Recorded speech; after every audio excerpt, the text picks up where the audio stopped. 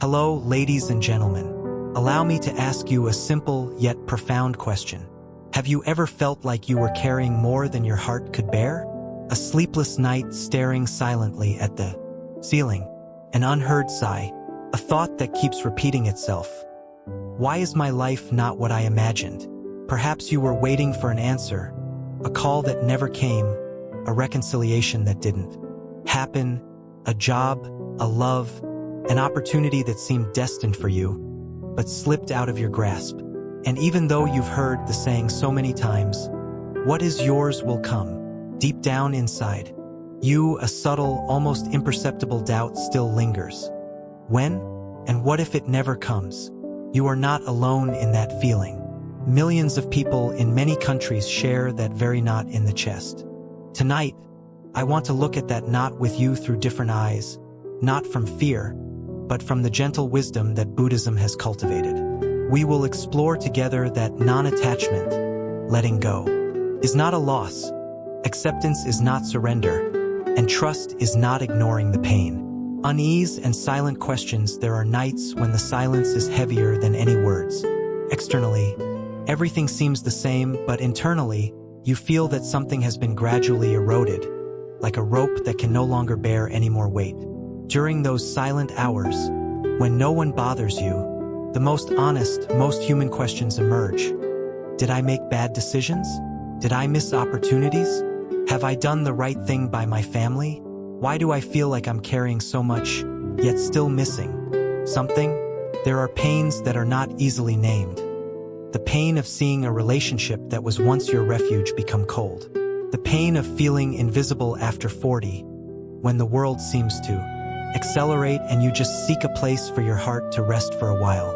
The emotional exhaustion after years of carrying bills, family, the expectations of others, and your own wounds. And then someone tells you, what is yours will come, but that very thought becomes a kind of echo. And what if what was mine has already passed? Seeing life from an unhealed wound, you are not too late, you have not missed the opportunity. What is happening is that you are seeing your life from an unhealed wound. And from there, everything seems more uncertain, more fragile, and darker.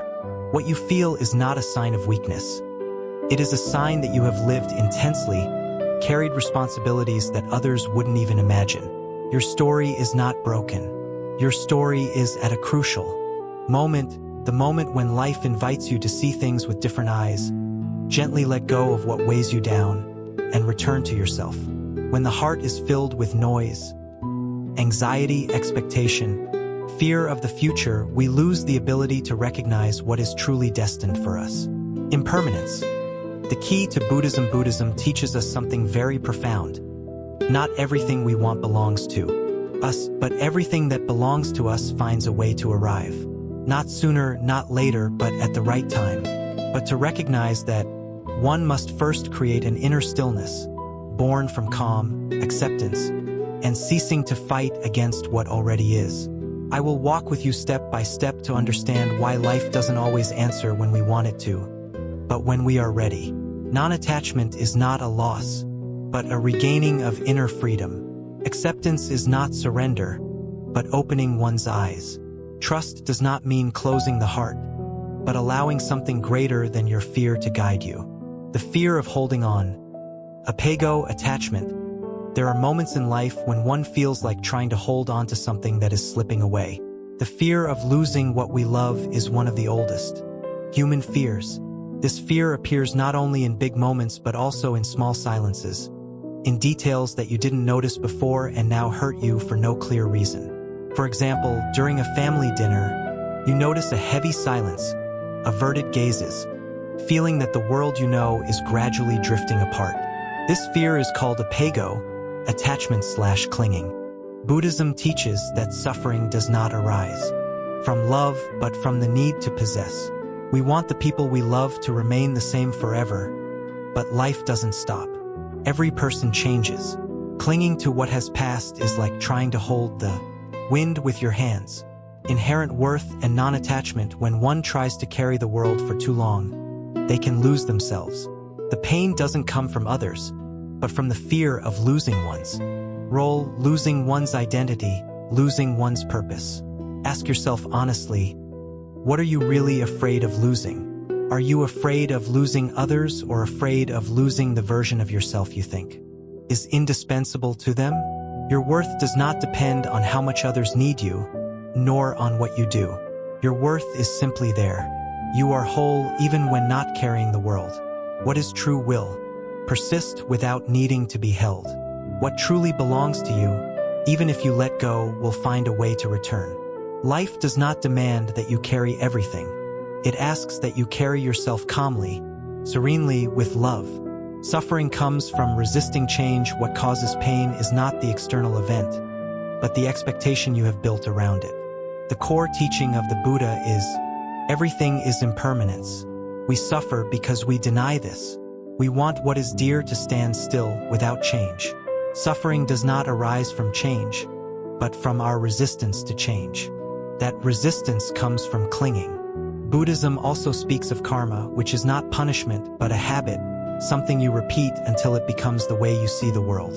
And dukkha, suffering, which means existential discomfort, internal tension, friction with reality. That friction appears when life unfolds in one way and we want it to unfold in another. Interdependence, nothing exists alone. Everything happens because hundreds of causes and conditions combine. People enter your life because certain paths coincide, because certain lessons are ready. But when conditions change, that bond also changes, not because something is wrong, but because life continues to move. Sometimes a love that seemed eternal is just a station. Sometimes a friendship has fulfilled its mission. You are also a tree. You are not losing, you are changing. Impermanence is not a threat. It is a continuous opportunity for rebirth. What hurts you is not life, but the clinging to the idea of how life should be. You only need to learn to love without demanding permanence, cherish without holding on, accompany without controlling, let go without resentment. What truly belongs to you does not need to be forced, pursued, or protected by fear. What is yours always finds its way, and what is not yours will set you free, no matter how painful.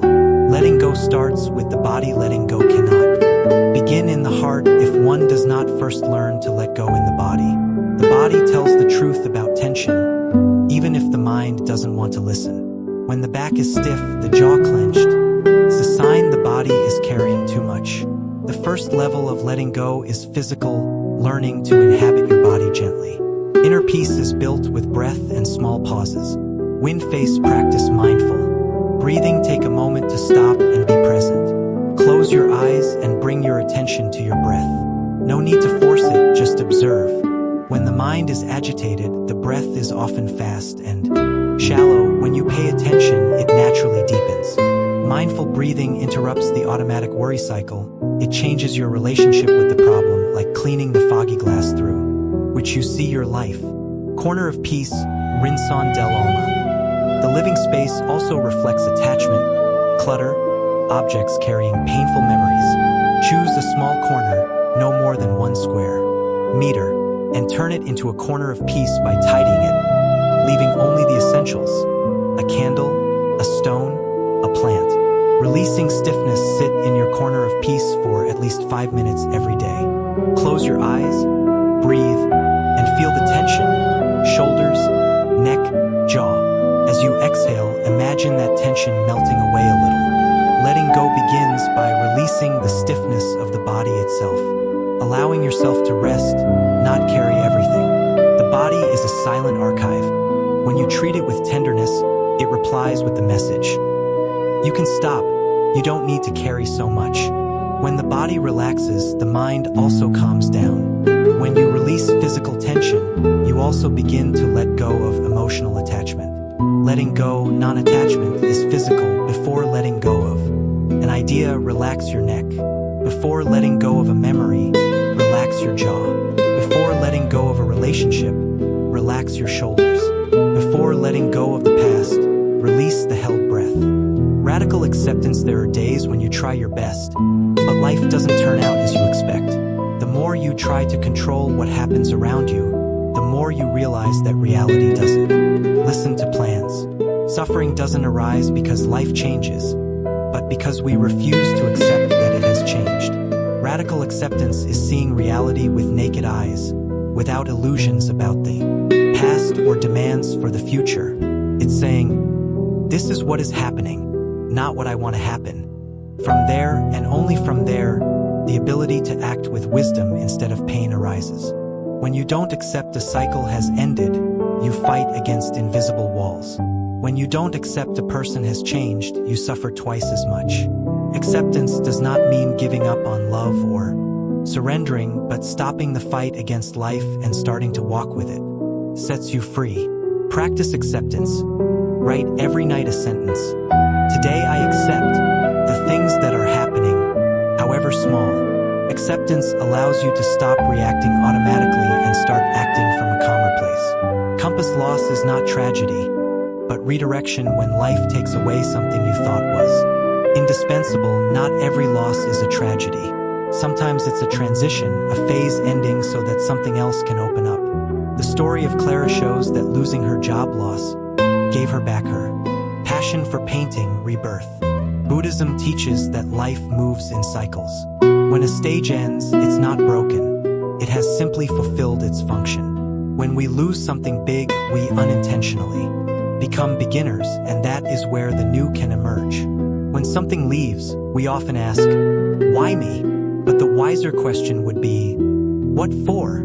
Sometimes what we interpret as an obstacle is actually the greatest protection. Loss is part of the natural movement of life. What leaves is not termination, but completion.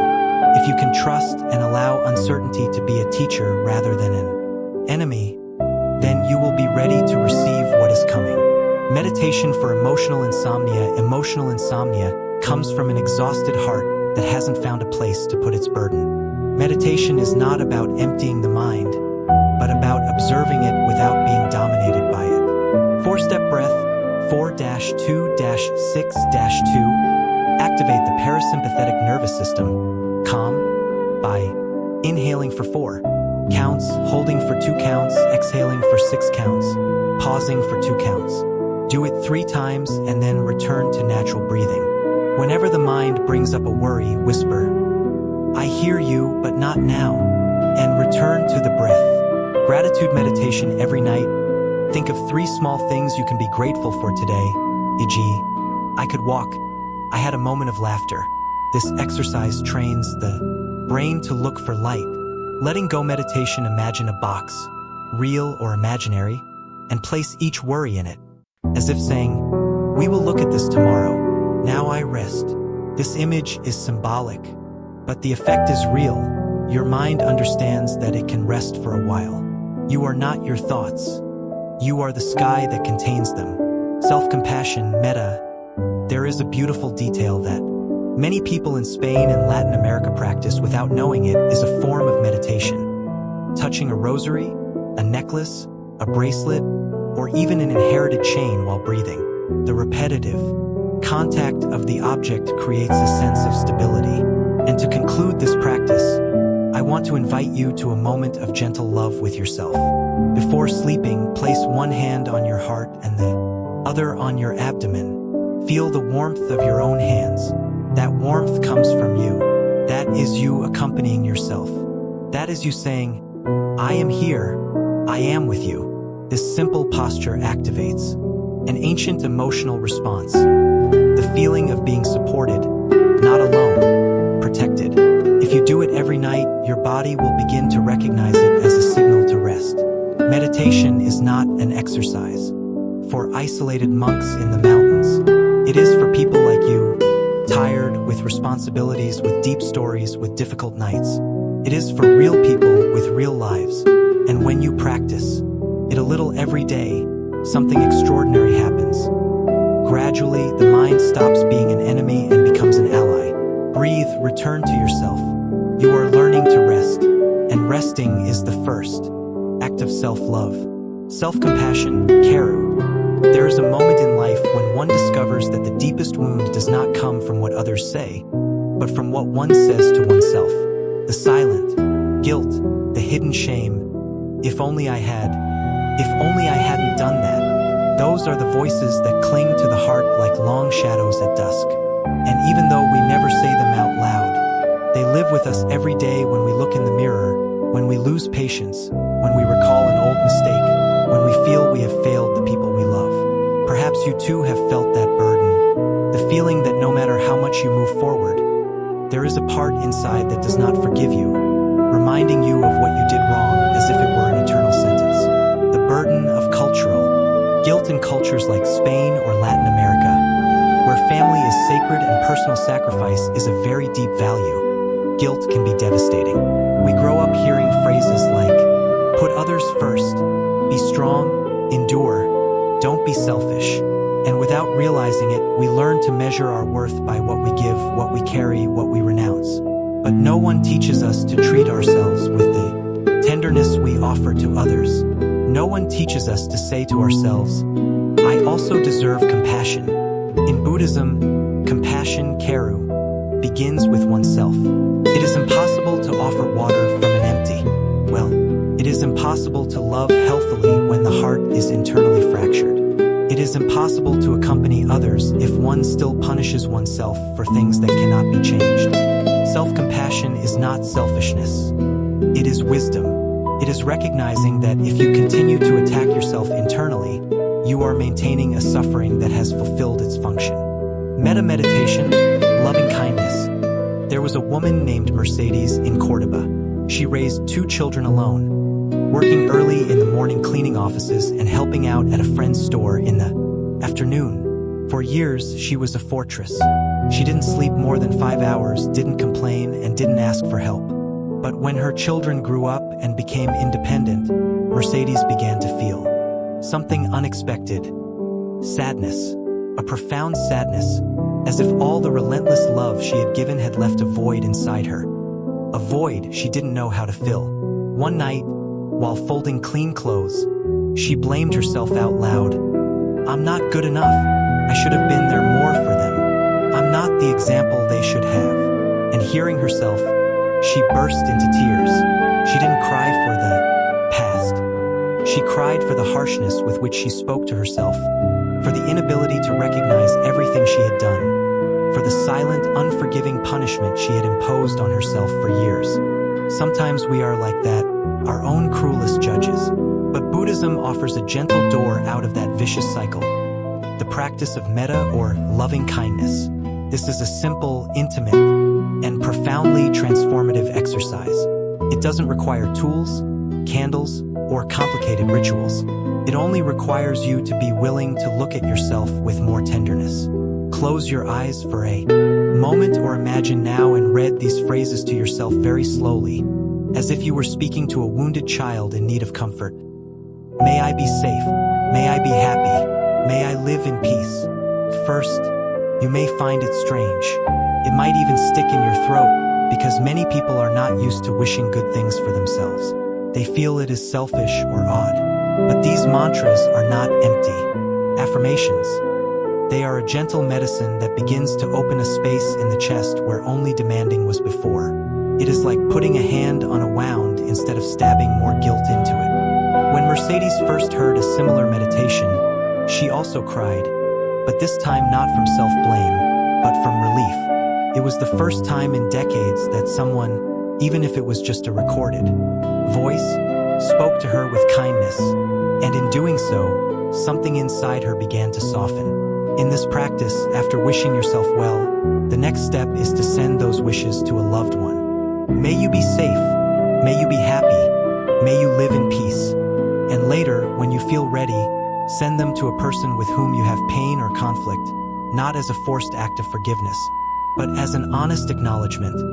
I also deserve to let go of this burden. But before moving on to others, you need to return to yourself. Many of the mistakes you made were due to fatigue, pressure, or fear. You did the best you could with the tools you had at the time, and now you have new ones. That is called evolution. That is called spiritual maturity. That is called compassion. The Buddha taught, just as a mother protects her only child, you must protect your own heart.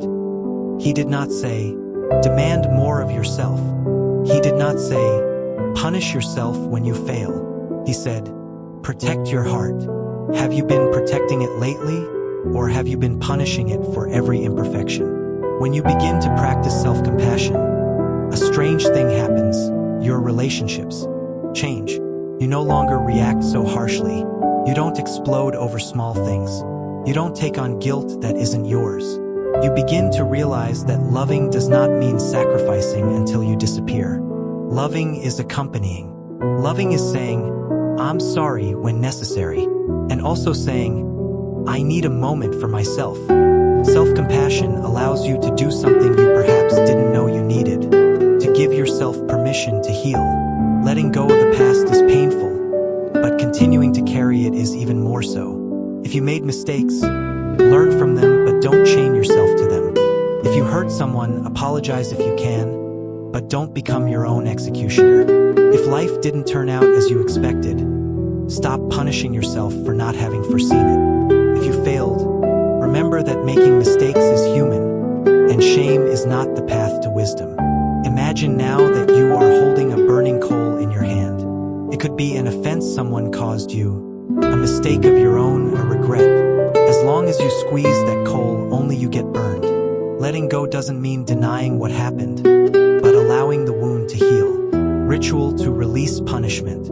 There is a small, but immensely powerful ritual that you can perform at home. Light a candle, sit before it. Breathe slowly and write on a piece of paper the sentence, "Today I stop punishing myself." 4. Complete the sentence without overthinking. When you finish, fold the paper affectionately, not with anger, and place it under the candle as a symbol of clarity. Don't tear it, don't burn it, just leave it there. The light of the candle symbolizes the consciousness beginning to illuminate those areas inside you that were once dark. Each night you repeat this gesture. You are telling the universe and yourself that you are ready to let go of guilt and embrace compassion. Because the truth is this: you cannot move forward if you are still tied down, and you cannot properly love others if you do not learn to love yourself, even just a little. Breathe deeply. Guilt is being transformed. Harshness is softening. The heart is learning to return home. Dove the sacredness of the ordinary, lo ordinario. There is something immensely liberating in discovering that spirituality does not belong only to temples, monks, or retreats far from the world. It belongs to you, your kitchen, your dining room, your walks in the street, your silence before sleep. It belongs to the daily gestures you perform without thinking. Making a cup of coffee in the morning, opening the window for fresh air to enter, setting the table for your family. Spiritual practice lives there too. Buddhism can also blossom there. Many people believe that cultivating inner peace requires hours of meditation, complex rituals, or difficult knowledge. But the Buddha taught something much simpler. Enlightenment begins with the ordinary, with what you do every day. How you look, how you walk, how you speak, how you breathe.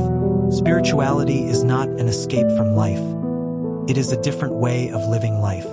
Let us walk together through a normal day, from morning to night, and transform daily gestures into seeds of presence, serenity, and gratitude. This is a gentle path, deeply Mediterranean, familiar, and immensely human. You don't need to change your life, you just need to enter it with more awareness. Morning. Conscious waking up, conscious waking up. Imagine you open your eyes in the morning. Don't jump up immediately. Stay a few seconds feeling your body. Feel the weight, the temperature, the breath. Say softly, "Thank you for one more day." This simple phrase connects with a very old tradition in Spain and Latin America. Gratitude for waking up. Gratitude is not submission. It is acknowledgement. Acknowledgement that you are alive, that you can start over, that you are not alone. Moving meditation. Then, when you get up, walk slowly towards the kitchen. Let each step be a breath. Don't look at your cell phone yet. Give the sunrise a few minutes to enter you. Active meditation. When you make coffee or tea, do it with attention. Observe the steam, the aroma, the sound of the hot water. Feel the warmth in your hands. This is active meditation. This is already presence. You don't need difficult postures. You just need to be here. Mealtime. Gratitude before breakfast. You can practice 1 minute of silence. No more. Place your hands around the plate and think about the people who made that meal possible, who grew the ingredients, who transported them, who sold them. This acknowledgement transforms the act of eating into a sacred act, just as in many Spanish families, where praying before meals was a habit of the grandparents. The religion doesn't matter. The intention does, bringing gratitude to the present moment. On the way, the miracle in every step if you go out to work. Turn your journey into a walking meditation in the subway, on the bus, on the street. Breathe, feel the air on your face. Observe the sky, even if it's gray. Observe the old facades, the balconies with plants, the children going to school, the baker opening his shop. You are surrounded by life, you are in the world. You are accompanied even though you walk alone. The Buddha said that mindfulness transforms every step into a miracle. At work, calm serenity, hand on the heart. When you arrive at work, I propose a small gesture before starting. Place one hand on your heart for 3 breaths. This simple gesture tells your nervous system that you are safe, that you don't need to be defensive, that you can work from a place of serenity. Listen and act with awareness. Do each task fully. When you speak, listen first. When you answer, do it from calm, not from haste. 3 breaths before an important conversation can change the entire atmosphere of the day. Tiny break. Midway through the day, find a moment, even in the bathroom, even for 1 minute, to return to yourself. Breathe. Return to your body. Observe if your shoulders are tense. Relax them. Observe if your jaw is clenched. Release it. Observe if you are holding your breath. Exhale deeply. Evening, transition and love transition meditation. When you return home, practice the daily transition meditation. The transition between having to do and being at home. When you close the door of your house, stand still for 1 second, just 1 second. Say softly, I am in my space. Now I can rest. This phrase is an anchor that helps your mind disconnect from the day's pressures. Presence with family. In the evening, when you share time with your family, try to be truly present, no multitasking, no parallel thinking. Look into the eyes of your children or your partner. Ask about their day. Really listen. Attention is the deepest form of love. Caring for the elderly. If you care for elderly parents, transform that care into a spiritual practice, not an obligation but an opportunity. Every gesture, every glass of water you offer, every medicine you prepare, every repetitive conversation can be an act of reverence. Before sleep, dedication of merit, waking light. In the evening, before preparing for dinner, light a candle in your corner of peace. The light of the candle symbolizes inner clarity. When you look at it, remember that light does not need to make noise to illuminate. You also don't need to force anything to find peace. Gratitude to ancestors. Place your hand on your heart and offer a compassionate thought to your ancestors, not as a religious obligation, but as gratitude for those who came before you. May they be well. May I honor their path by living consciously. Bedside meditation. When it's time to sleep, return to your breath. Return to your imaginary box to put the worries back. Do a final gentle review. What did I learn today? What can I let go of? What can I accept? What can I be grateful for? The entire day ends as it began.